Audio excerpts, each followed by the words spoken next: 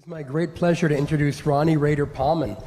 Dr. Reiter Palmon is the Varner Professor of IO Psychology at the University of Nebraska, Omaha, where she is also the Director for Innovation for the Center for Collaboration Science, a fact I found out today, but it sounds very cool, which is an interdisciplinary program.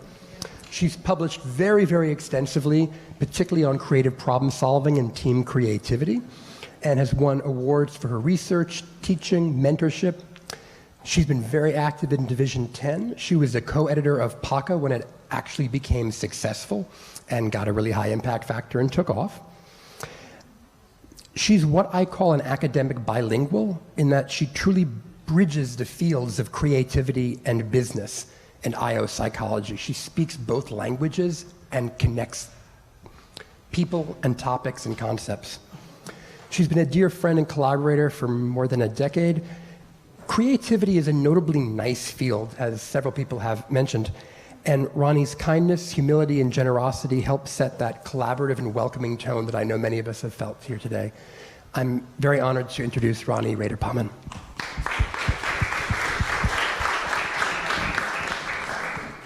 Thank you, James, and thank you for the kind words.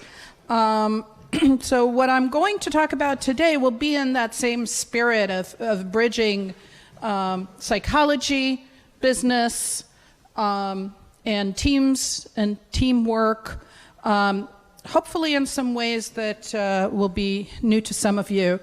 My goal here is to provide a brief summary of what we know, not so much an overview of my own work in this particular case, although that will creep in a little bit, and end with some questions. So I always start with a definition, because typically when I talk to an audience that is organizational psychologists, HR managers, executives, one of the things I need to convince them is that yes, creativity has a definition. We have had a definition for a while. We know what we're talking about. It's not this squishy thing. So it's up there.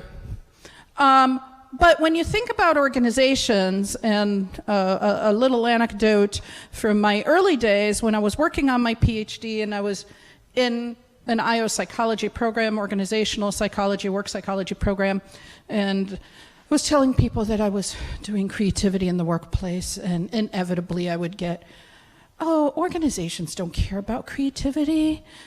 They don't really care about that. They want routines. Boy, has the world changed, right? Go to any bookstore and go to the management shelf, and half the books are about creativity. The other half is about how to lead teams better. So combining these two. So why is creativity important? Why is innovation important in organizations? Because it really leads to organizational survival and organizational growth. So at least now I don't have to convince them, executives, that creativity and innovation are important. I do need to convince them that they're doing everything wrong, but that's a different story. So why teams? And why do we care about creativity and innovation in teams? Well, one important issue is that it very rarely can the organizational problems that we face right now be solved by an individual. We have this myth that creativity is the lone genius, but even when you look at early work, you know, the movie yesterday for Marconi, he had a team, right? Whether it was his mom that hired the tutors, or his family members that went up the hill with him and helped him dig stuff, the farmer, you know, they may not have contributed much to the thought process in those early days, but he had a team. Thomas Edison had a team. He did not work alone. We don't know their names if we don't dig into the history. We know him, but they had a team. The problems that organizations face today are complex. They're more complex even than the problems that we faced potentially in the 1900s. We need a team because different people bring in different knowledge, different information, and you need to put it all together. We can benefit from the various skills the team members bring and the various pieces of information or knowledge that they bring. And I'm very interested in the work of interdisciplinary teams in particular and how that works and how we can achieve creativity. And there's been a recent focus in the last 10, 15 years on this concept of team adaptation, which closely resembles creativity, but is not quite the same. So team adaptation means that teams need to change their behavior and actions in response to a changing environment, typically a rapidly changing environment. Think about a disaster, and you get something happens, an earthquake, a tornado, a big fire, and you get the police, and you get the firemen, and you get medical personnel, and you get the city personnel, and they all have to work together as a team, and they need to adjust their behavior very, very quickly based on what's happening on the ground. Now, you can solve these kinds of problems creatively, although you could solve them in a routine way based on plans that have been in existence. So adaptability means that you just change things that you're doing based on what is needed. It can be creative or not. When we think about teams, I like to think about the input-output process model that has been suggested as early as the 60s by basic social psychologists studying teams. It's not a new concept. So the output for me is always creativity. But it could be things like team efficiency, it could be effectiveness, it could be performance, whatever you want to look at. So input and process. We typically look at team characteristics and team diversity as core input processes or core input variables. And then in terms of process, social processes have always been there, have always been investigated in the teams literature. I pull a lot from the basic research on teams. But I also like to think about cognitive processes in the context of a team. For those of you that heard me talk about it in Geneva, you have a little bit of the background. I'll come back to this, but very, very briefly, given that I've already talked about this. In what ways are team diverse? We have demographic diversity. We have personal characteristics. And we have what we call functional diversity that is based on your position in the organization or the job that you have, your department or your discipline, and how that relates to the problem to be solved. So what do we know about diversity in teams and how that relates to creativity? So I'm going to go back to a meta-analysis that needs to be redone because it's 10 years old and we've had a lot of team research since then, but what they found was that demographic diversity was not related to creativity at all, period. Zero. Now, here's my supposition. I don't know if I'm correct, but because they didn't look at it the way I would like to look at it. And that is that if demographic diversity is related to the problem at hand, you will find that it relates to creativity. There are many times when demographic diversity is not really related. So about a year ago, I heard this story on National Public Radio on their news that we have a problem that there are very few apps for your phones to address issues that concern older age adults. And the rationale that was given was that who are the developers? They're 20 and 30-year-olds. They're not old themselves, and their parents are not old. So this guy who was in his 50s and was a developer all of a sudden went, okay, and I want to monitor if my parents took their medicine or if they fell down. And I want to have an app for that. And we don't. But his parents were old, so he was thinking about this problem. So if something is relevant to the problem, it moves into that functional diversity, right? And then it's relevant. Just having a demographically diverse team is not going to give you creativity in and of itself, okay? But that's kind of where organizations go, oh, we need diversity, and it means demographic diversity. Functional diversity, on the other hand, is much more related to team creativity and found to be beneficial. So when we have teams that have a mix of job positions, of departments, of educational backgrounds that are relevant to the performance, to the task at hand, we get more creativity. We really don't have enough about personal characteristics, things like personality, motivation, and values to make an inference at this point. So, what are the strengths of diverse teams? What are the weaknesses? Because we need to understand both if we want to utilize these diverse teams.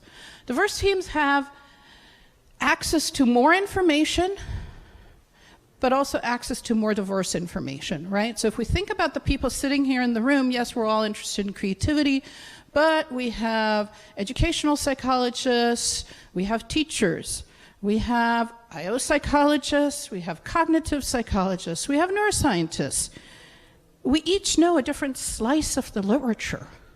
If we put a team together, we have much more knowledge, not just quantitatively, but also in a qualitative way. We know more from different fields. And there are some really interesting things that happen when you start to borrow from one area and bring it into another area.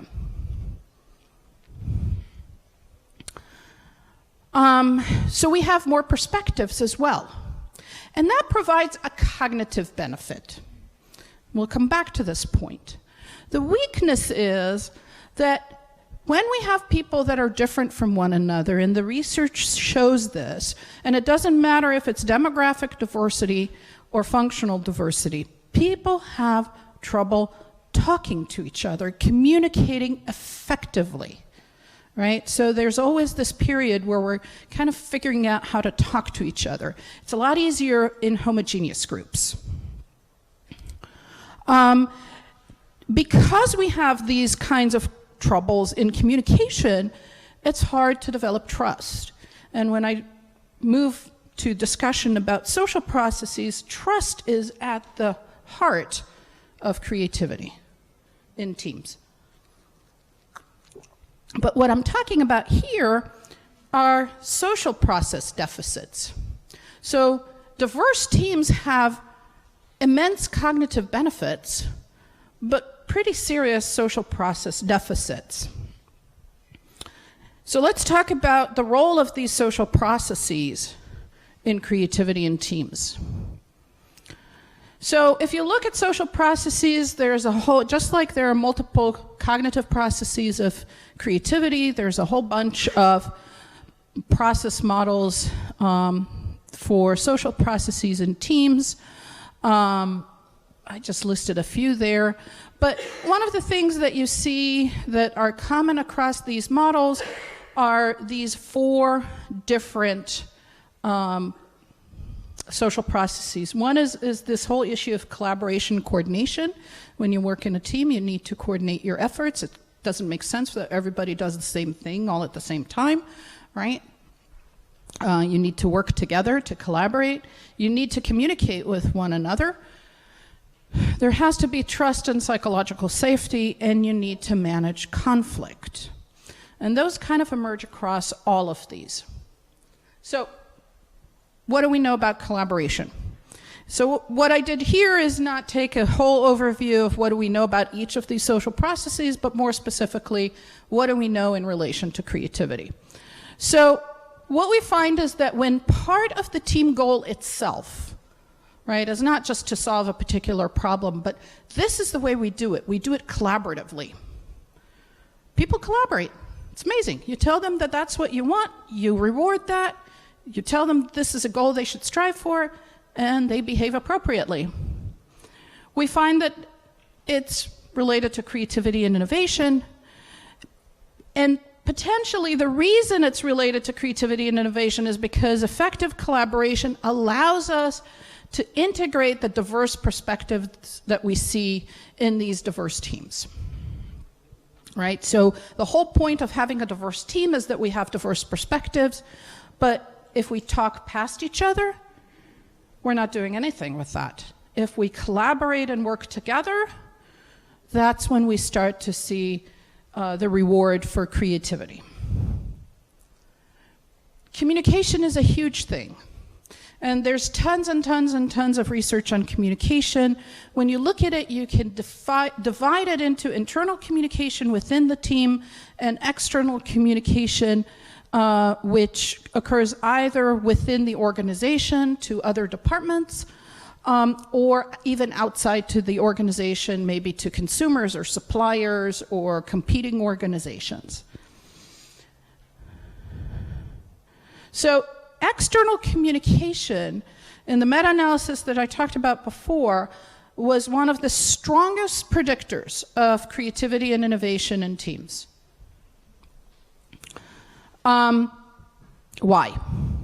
Well, we'll get to the why in a second. Another important point is that diverse teams tend to engage in more external communication. They talk to more organizations, more people outside of the organization, and a more diverse set of people, right? Because diverse teams have a diverse set of people that they know. So what is the role of external communication? It has been hypothesized that external communication has really two important issues that it tries to address. And you can do one and not the other, but the better teams do both. One is to get to the team diverse information that they need. So the more diverse information that you have access to, the more creative your solution can be.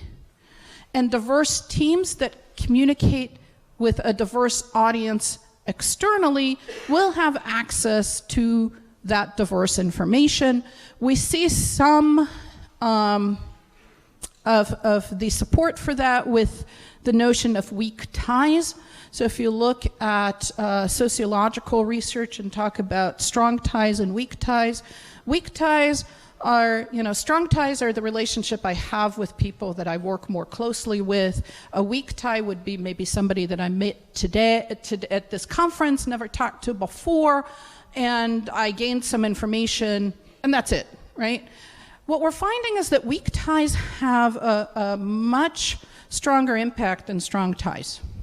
And people that have a number of weak ties, and especially with a diverse external group, are working in more creative teams. The other reason, though, that external communication is important is it's great if my team comes up with the next new wonderful product. But if I can't convince the powers that be to support this product, to bring it to production, to actually invest in it, it goes nowhere. Having those external communications within the organization allows the team to bring resources that are necessary, whether it's money, people, things, space, as well as allows them to move forward with their ideas. When we talk about communication within the team, these fall under the sort of duh findings, of course.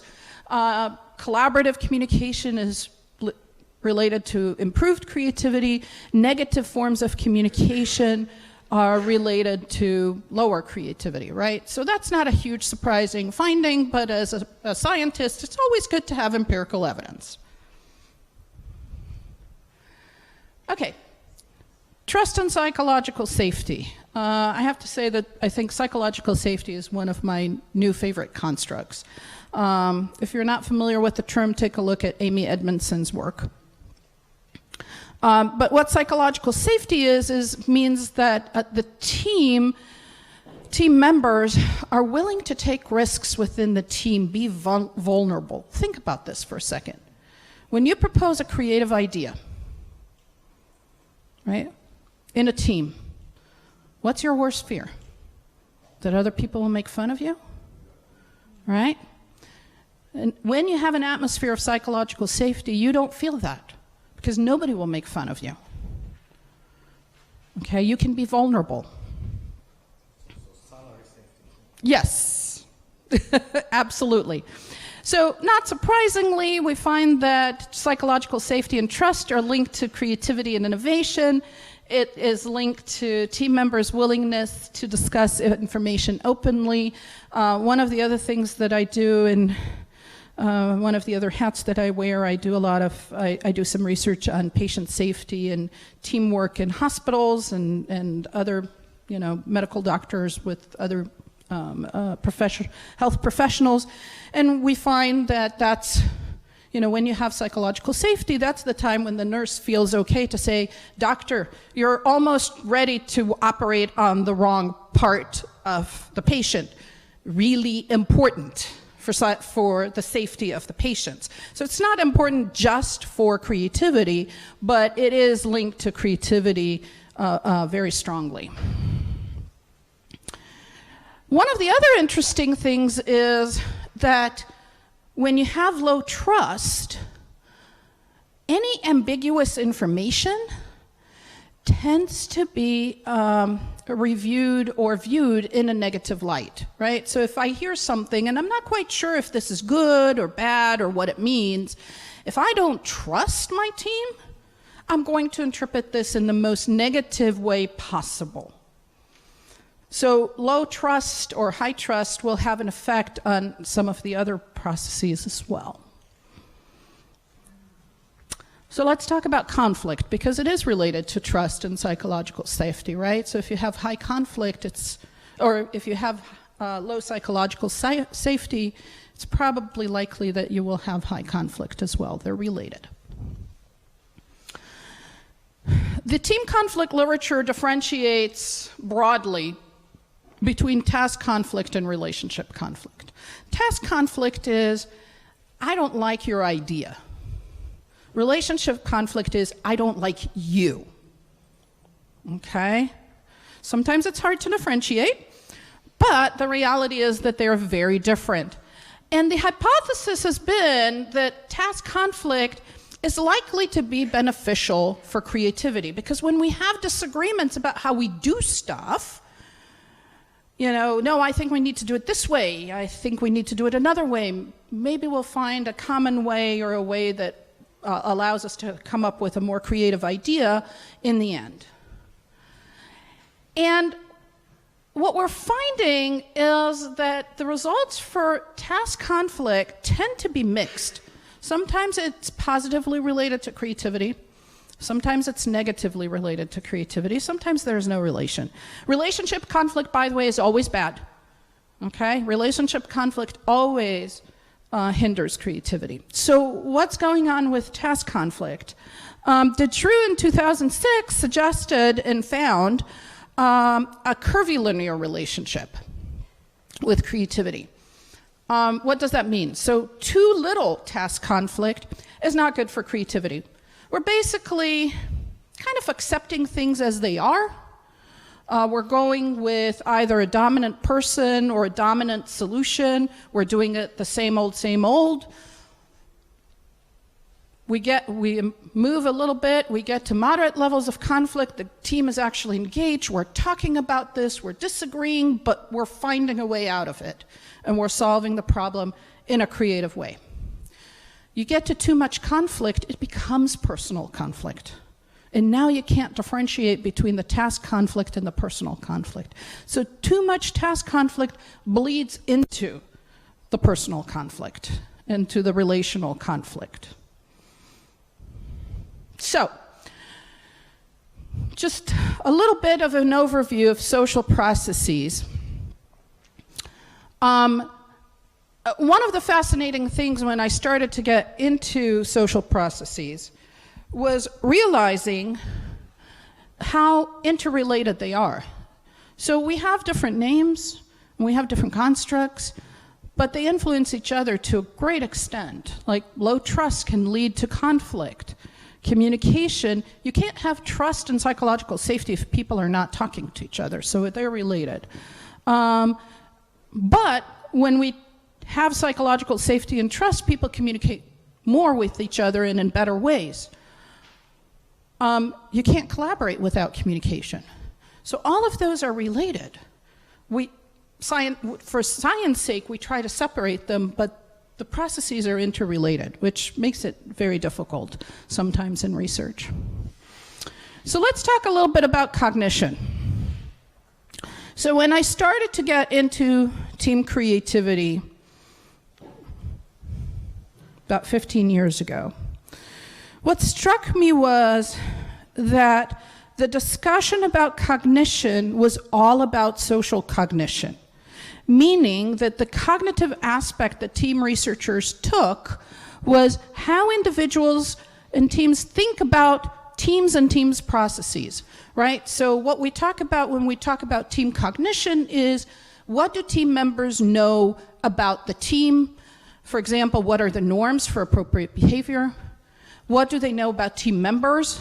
Who knows what and who's supposed to do what, right? And so on. There was no discussion about team cognition in terms of the problem-solving process. We have a lot of models at the individual level that talk about individual cognition and creative problem-solving. With the exception of brainstorming, we really didn't talk about the other processes at the team level. And I found that fascinating. I've done a lot of work since graduate school and on about problem construction, and I knew that people come into the room to a team meeting and they have different understanding of the problem. What happens then? Okay, we start with divergent perspectives of what the problem is. What happens? Do we talk about it? Do we not? Do we ignore it? How do we choose how we as a team construct the problem? There was nothing. So that's been my quest for the last 15 years or so, or part of my quest. So we use these individual models of cognitive processes to learn something about, or to guide us in the team process, cognitive process, and trying to understand how those individual cognitions get aggregated at the team level. So just want to focus for a little bit, very briefly, on problem identification, problem construction, and then solution evaluation and choice. Again, idea generation has quite a bit of research on it, both at the individual and at the team level. Not that research on it is bad, or it isn't. We still have a lot to do. I just like to go places where it's not so crowded. So what is missing? Individual cognition versus team cognition. How do we put together those individual cognition? How do we aggregate at the team level? So problem construction, sorry for those of you that were in Geneva, saw this slide there. We recognize that there's a problem.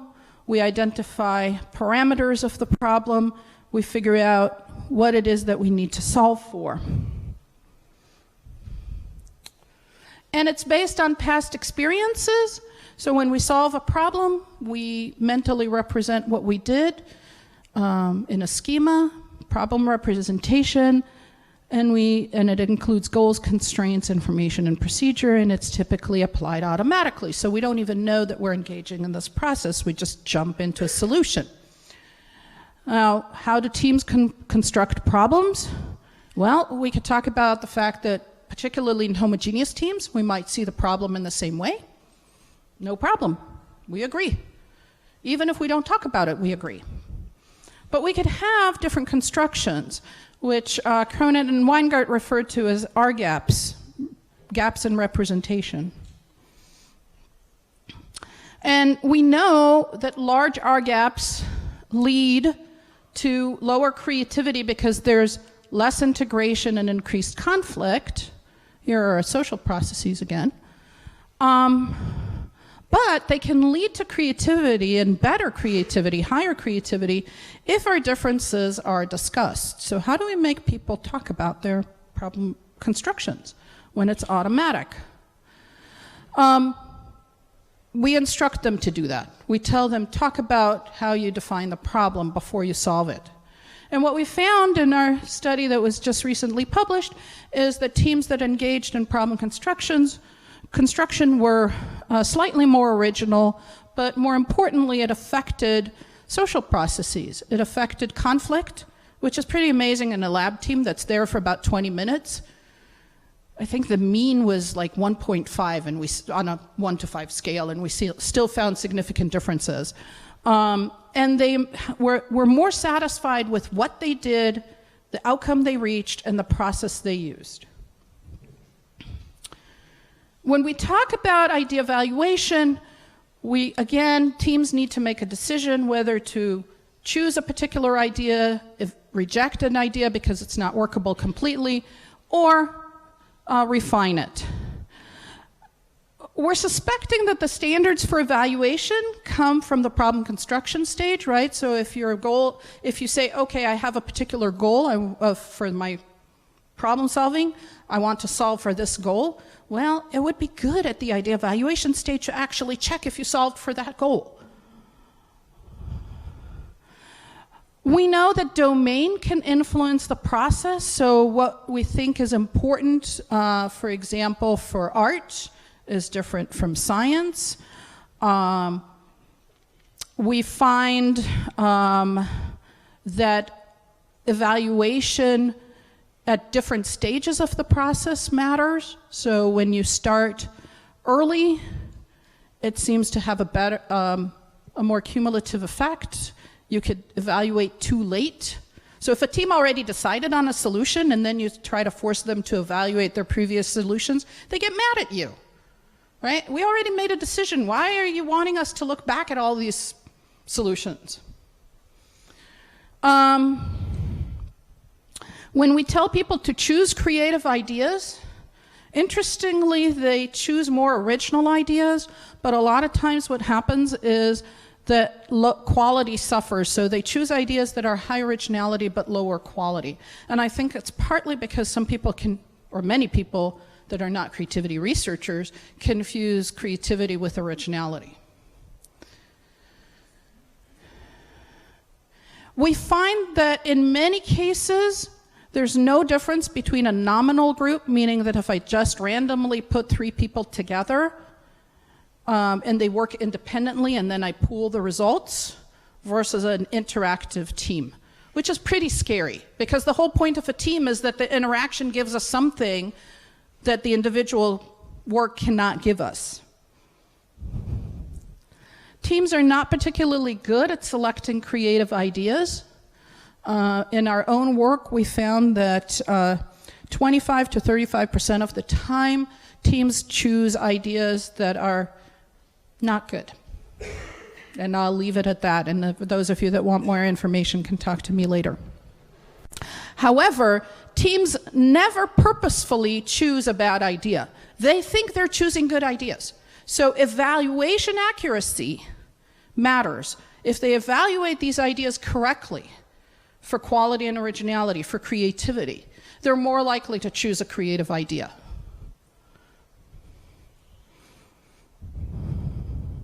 And we find that if we provide some structure during this process, we tend to improve it. So teams that have some structure and guidance in terms of what do we mean by quality? What do we mean by originality? Here's how you should go about it. They are able to increase accuracy and do better in terms of their idea selection. So, not a whole lot of research on problem-solving processes. The cognitive processes in teams rely on social processes. So how can we talk about our different representations of the problem if we don't talk, right? Communication is critical. We have evidence that both similarity in cognition and diversity can be important. So the similarity allows for those effective social processes to emerge relatively quickly. Diversity allows for diverse perspectives that lead to more creative ideas. So remember that slide about team diversity, and I said that you have cognitive benefits and social deficits. When social deficits can be overcome, cognitive benefits allow for team creativity. But you have to get there. How do you get there? One way is leadership. So leaders have an important role, and that's a whole different conversation, different presentation. Leaders can facilitate those effective social processes. Another one is time, just getting to know your team members. And what we're finding is that in many cases, teams that are diverse start out slow, but if you give them more time, those differences disappear. So, just wanted to end with a few research questions that I have on my own and things that we're starting to think about, starting to research, not quite in the process of collecting data and so on. So one thing is that most of the research focuses either on cognition or on social processes. And it's typically very static in the sense that it happens at the end of the time period, particularly in lab teams. But how do these processes co-occur, right? What happens? How do they look when we start to integrate our observations of them? Are there particular social processes that are more beneficial to certain aspects of the creative problem-solving process, for example, for problem construction or for idea evaluation? What interventions can we include to facilitate more effective social and cognitive processes, especially for those diverse teams? And how do these processes evolve over time, right? Because if you think about it, even lab teams come in and they're in the lab maybe for 30 minutes, but it's still time. And social processes evolve over time, and the cognitive processes evolve over time. And if we're talking about teams and businesses, right, in organizations, they may exist for a year or 2 or 3. So those are some of the things that I'm thinking about right now. Just a quick note, my handbook, which I'm really proud of. By the way, those of you that met my husband, he did the cover. That's his artwork. Talk about collaboration. And then I have a new book series through Palgrave on studies of creativity and innovation in organizations. So if that's of interest to you in terms of proposal, let me know. And here's how you can reach me.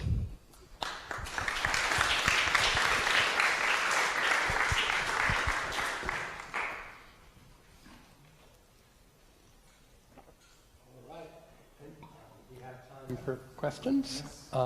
Who has a question there like this?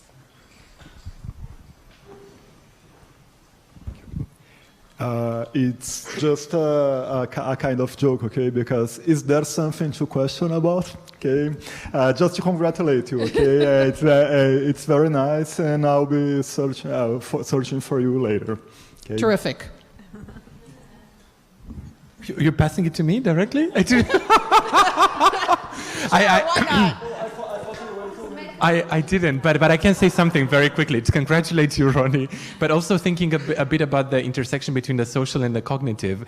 Me personally, what I find like a good nod between them is the idea of action, and we talk often about interaction in groups, so that's not without any meaning. And if we go back to Piaget's work, for instance, we see clearly that materiality and action are part of cognition. So I think there could be threads if we look back a bit at history and try a new vocabulary. Yeah, no, and I absolutely think that that's the case. And the cool thing about teams, and part of the reason I'm doing this, is because one of the things that intrigued me is that unlike an individual, the cognitive process in teams is visible, right? They talk. So if we record them, we have a trace of the cognitive process, which for an individual you have to do a think aloud protocol, which is not even that great. We know that. So definitely, what hasn't been done is the actual, okay, what happens when, what actions are taken and related to what social process and related to what cognition? Yeah, I would like to know a bit more what's behind your sentence that the teams are not really able to evaluate properly their ideas. Because from my practical experience, I have a different feedback. Okay. Provided a few premises, but... Yeah, so again, the study that we did focused on evaluating other people's ideas. Okay, not their own. Okay. Okay, first of all. Second, but even in studies where they evaluate their own ideas, where teams generate ideas and then evaluate them, compared to experts, they tend to evaluate ideas, relatively speaking, more poorly. They're not particularly accurate.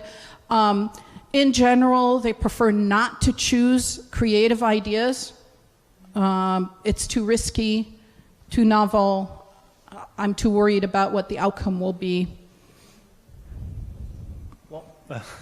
Yeah, and again, this is statistically correct. Okay. In our case, as I said, 25 to 35% of the teams didn't choose a good idea, but that means that the rest of them did. Okay. So we could talk about more of this in the break when we have one. All right. Thank you.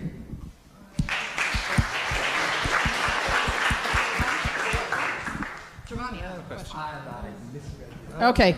misread your We still have 2 minutes, so I will take... No, I was looking for the microphone, but now we have to... So first of all, congratulations, very interesting and very thorough. Two things that come from our experience when we go into companies. One, the first thing is that the team spirit and collaboration and success also depends on the overall organization climate. Absolutely. In terms of approach to creativity. So there are different dimensions. I don't know if you have any information about that. Second element is it depends on where you come into the organization. Do you come from the top or the bottom?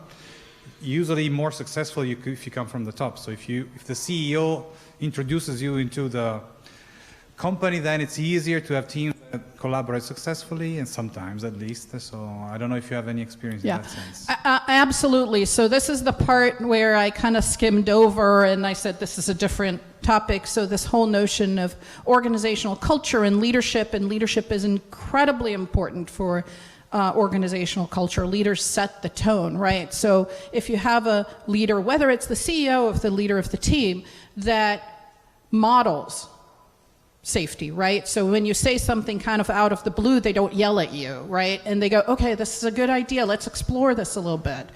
That allows people to take risks. Absolutely, it makes a huge difference. And you can see that in the research on companies that are more creative versus less creative, and there are specific organizational cultural issues and leadership practices that work there. And yes, creativity is one. So, creativity is one of those things where a top-down seems to work. It's not true regarding other types of organizational changes, but with creativity, it makes a difference. Intrinsic motivation Yes. is good. Yes. Okay. Maybe one more.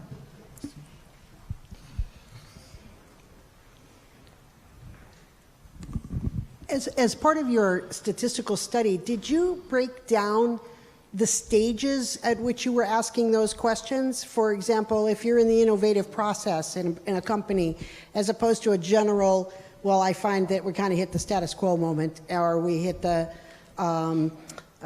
job security moment. Mm-hmm. What about the staging? Were there areas that you could actually break down when tensions came more towards perfecting the design as opposed to coming up with the design? So that's a little harder to do, okay? So first of all, a lot of my work is being done in the lab with specific, I deconstruct the process specifically and on purpose to study the separate elements, which is a lot harder to do in real life, always costs, their strengths and weaknesses.